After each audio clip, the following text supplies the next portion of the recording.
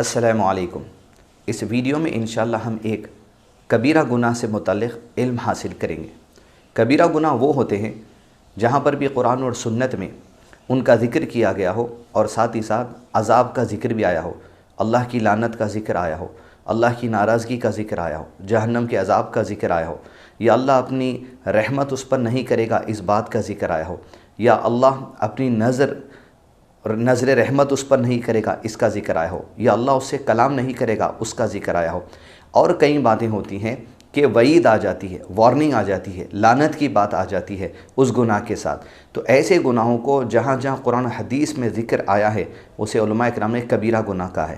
کبیرہ گناہ کی معافی کے لیے جو کنڈیشن ہے وہ خالص توبہ ہے، توبۃ نصوحہ ہے، یعنی جب بھی آپ کو یاد آئے ان گناہوں کو لیے اللہ سے مغفرت کی دعا کرنی چاہیے، اس امید کے ساتھ کہ اللہ کی رحمت اس کے غضب پر غالب ہے، اللہ اپنی رحمت سے ہمارے وہ گناہ معاف کر دیں گے، اس امید کے ساتھ کہ اللہ تعالیٰ اس گناہ کو بخش دیں گے اور ہمارے گناہوں کو نیکیوں میں تبدیل کر دیں گے۔ یقیناً خوف بھی ہونا چاہیے کہ اللہ اگر سوال کر لے اس پر تو ہم کیا جواب دیں گے، لیکن امید اللہ کی رحمت سے ہونی چاہیے۔ مایوس ہو کر یہ گناہ اگر ہم سے ہوا ہے تو ہم دیگر اعمال کو نہیں چھوڑنا چاہیے، بلکہ اللہ کی رحمت سے مایوس ہوئے بغیر اس پر امید رکھتے ہوئے، توکل رکھتے ہوئے، اس کی رحمت پر امید رکھتے ہوئے اعمال کے لیے آگے بڑھنا چاہیے۔ یہ گناہ اگر ہم سے ہوا ہے تو توبۃ نصوحہ کریں اور آگے اس طریقے کا گناہ نہ کرنے کی کوشش کریں اور دوسروں تک یہ پیغام پہنچائیں تاکہ ہم سب کبائر سے بچیں اور توبۃ نصوحہ کریں۔ تیسرا کبیرہ گناہ اخلاقیات میں الغیبہ، اللہ اکبر کبیرہ۔ دیکھیے اخلاقیات میں آتا ہے، یعنی بات چیت، مینرز، کیریکٹر، سپیکنگ، یہ اخلاقیات سے ریلیٹڈ باتیں ہیں۔ جھوٹ بولنا، جھوٹی قسم کھانا، دونوں باتیں قول میں ہیں۔ تیسرا کبیرہ گناہ بھی قول میں ہے، زبان سے بات کرنے میں، غیبت۔ غیبت کیا ہے؟ غیبت کرنے والے کے لیے ہلاکت اور بربادی ہے۔ اعوذ باللہ من الشیطان الرجیم، ویل لکل ہمزۃ لمزہ، تباہی ہے ہر اس آدمی کے لیے جو منہ در منہ برائی کرتا ہے اور جو پیٹھ پیچھے برائی کرتا ہے۔ علامہ شیخ عثیمین نے اس آیت کی تفسیر میں لکھا ہے، ہمزہ جو اپنے قول سے لوگوں کی برائی کرتا ہے، لمزہ جو اشارے سے لوگوں کی برائی کرتا ہے، دونوں کو لے لیا۔ سبحان اللہ۔ مسلمان کی غیبت کرنا اسی طرح حرام ہے جس طرح مردار کا گوشت کھانا حرام ہے۔ سبحان اللہ۔ کوئی جانور، بکری چلتے چلتے مر گئی، آپ اس کا گوشت نہیں کھا سکتے کیونکہ اسے حلال نہیں کیا گیا بسم اللہ اللہ اکبر بول کے، لیکن مچھلی، جھینگا جو سمندر کا کھانا ہے وہ کھا سکتے، اس کو اللہ نے حلال قرار دیا۔ تو جب مردار بکری کا گوشت نہیں کھا سکتے، کتنی کراہیت ہوگی؟ ویسے ہی کسی کی غیبت کرنے پہ اتنی کراہیت ہونی چاہیے۔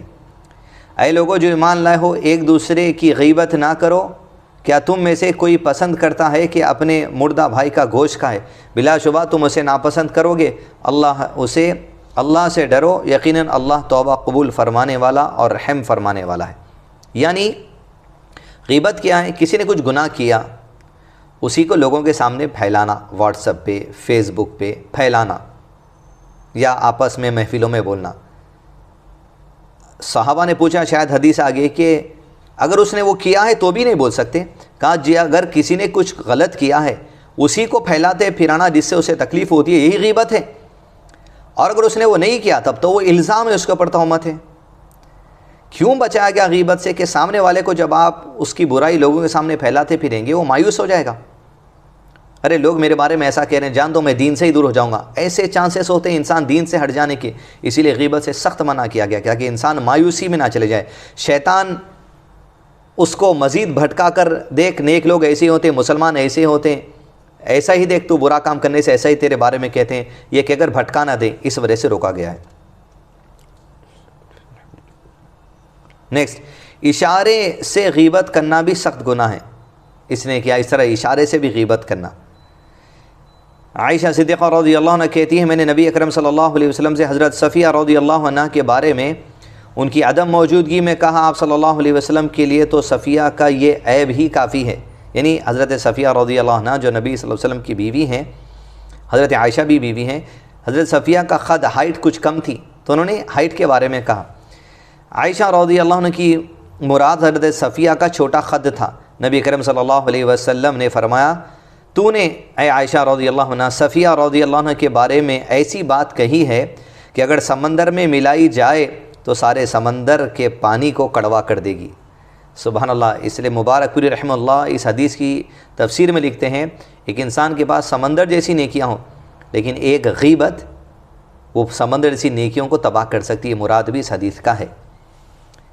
جو شخص کسی مسلمان کی غیبت کرے گا اللہ اس کو گھر بیٹھے ذلیل کرے گا. اللہ اکبر. ابو ذر اسلمی رضی اللہ عنہ کہتے ہیں رسول اللہ صلی اللہ علیہ وسلم نے فرمایا اے لوگوں جو زبان سے ایمان لائے ہو لیکن تمہارے دلوں میں ایمان داخل نہیں ہوا، مسلمانوں کی غیبت نہ کرو نہ ہی ان کے